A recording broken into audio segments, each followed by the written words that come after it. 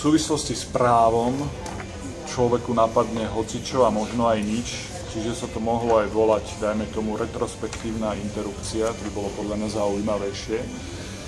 Ale to je asi jedna z mála vecí, ktoré tomu môžem vytknúť, lebo som taký štandardný čitateľ, ktorý má rád knihy, ktoré si môže otvoriť kdekoľvek a začítať sa, čiže na poviedkach fičím v podstate celý život.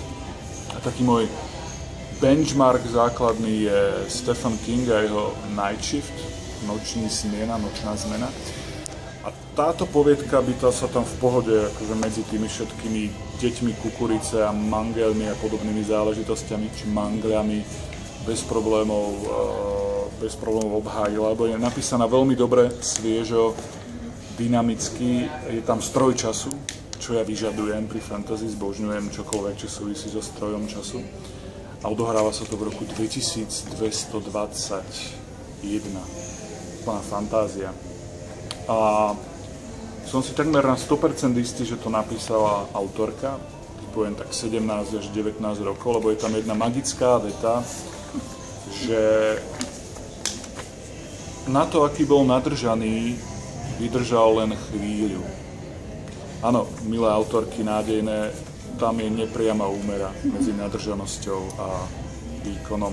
Ale až na pár nejakých takých štilistických alebo gramatických chýb naozaj veľmi dobré.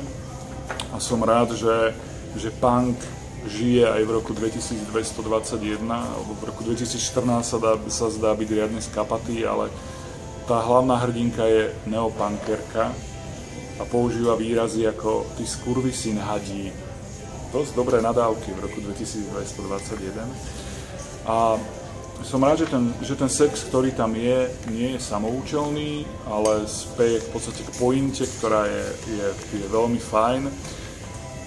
Je z toho cítiť úzkosť, je to veľmi v temnote zahalené, by som povedal, a naozaj, dobre sa to čítalo, je tam všetko to, čo mám rád na poviedkach, zaváňa to trošku Orwellom, šmrncnutým, ja neviem, proste mladou slovenskou spisovateľkou nádejnou, ktorá je naozaj nádejná. Ak takto bude písať ďalej, tak to bude veľmi fajn.